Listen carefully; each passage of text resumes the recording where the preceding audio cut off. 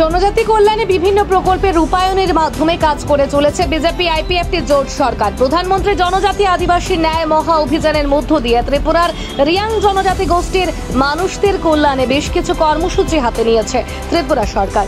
রিয়াং সম্প্রদায়ের মানুষদের সরকারি শংসাপত্র এবং বিভিন্ন প্রকল্পের অধিকার ও সুবিধা প্রদানের জন্য জেলা প্রশাসন কর্তৃক কুমারঘাট, গৌরনগর এবং পেচারতল ব্লকের বিভিন্ন এলাকায় প্রশাসনিক শিবিরের উদ্যোগ গ্রহণ করা হয়েছে। উক্ত বিষয় নিয়ে শনিবার ঊনকোটি জেলার জেলা শাসক অফিসের কনফারেন্স হলে সাংবাদিক সম্মেলনে মিলিত হয়েছেন ঊনকোটি জেলার জেলা শাসক দিলীপ কুমার চাকমা।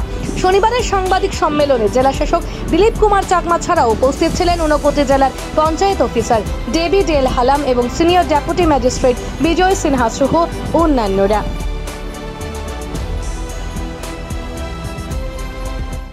আগামী 10 তারিখ সেপ্টেম্বর পর্যন্ত, মানে 23শে আগস্ট থেকে সেপ্টেম্বর 10, 2024 এই জেলায় দেশের বিভিন্ন জেলার ন্যায় যেখানে পিবিটিজি ফ্যামিলিজ মানে পার্টিকুলারলি ভালনারেবল ট্রাইবাল গ্রুপ আমাদের রাজ্যে যারা রিয়াং কমিউনিটির আছে তাদেরকে যে সমস্ত সুযোগ সুবিধা প্রদান করা সেটাকে কিভাবে আমরা স্যাচুরেট করতে পারি, মানে যাদের কার্ড নেই, রেশন কার্ড, যাদের ফরেস্ট রাইটস পাট্টা নেই, যাদের হাউজিং নেই, যে সমস্ত হ্যাবিটেশনে তাদের চিকিৎসা পরিষেবা নেই ইত্যাদি, যাতে আমরা স্যাচুরেট করতে পারি তার জন্য গভর্নমেন্ট অফ ইন্ডিয়ার কাছ থেকে আমাদের ইনস্ট্রাকশন এসছে যে গতকালকে আগস্ট 23, 2024 থেকে 10ই সেপ্টেম্বর 2024 পর্যন্ত আমরা 3টি ব্লক, আমাদের এই জেলায় টোটাল 3টি ব্লকে রিয়াং অধ্যুষিত অঞ্চল রয়েছে, সেখানে 20টি স্যাচুরেশন ক্যাম্প আমরা করব বিভিন্ন গ্রাম পঞ্চায়েতে। আমি ব্লক ওয়াইজ একটু আপনাদের ধারণাটা দিতে যাচ্ছি যে কুমারঘাট ব্লকে দেওবেলি, দারচই, ইস্ট রায়তুইসা, রাজকান্ডি, ইস্ট কাঞ্চনবাড়ি, বেতছড়া, ড্যামডুম, ফটিকছড়া, দশরথ দেব, এই কয়েকটি জিপিবিসিতে এখানে স্যাচুরেশন ক্যাম্প হবে। তারপরে গৌরনগর ব্লকে ঊনকোটি, হীরাচড়া, দেপড়াচড়া, ঊনকোটি, জলাই, এই সমস্ত জায়গাগুলিতে স্যাচুরেশন ক্যাম্প হবে।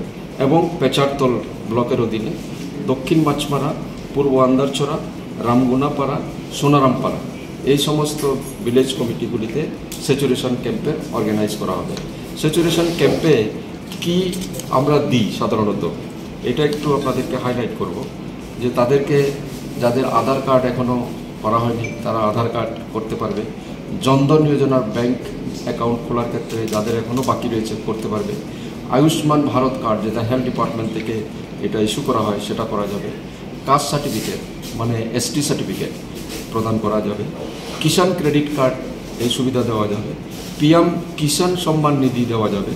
রেশন কার্ড এবং এনএফএসএ কার্ড, আর শেষে হচ্ছে ফরেস্ট রাইট। এইগুলি তো থাকবেই, এগুলি তাদের সার্টিফিকেটের অনুসারে যাদের যাদের দরকার হবে সেগুলি তো দেওয়া হবে। তাছাড়াও যাদের ঘর মানে পিএমএওয়াইজি যে ঘরগুলো প্রদান করা হয় সেইরূপ তাদের পিবিটিজি ফ্যামিলিদের জন্য এটার কস্টটা হচ্ছে 2 লক্ষ টাকা।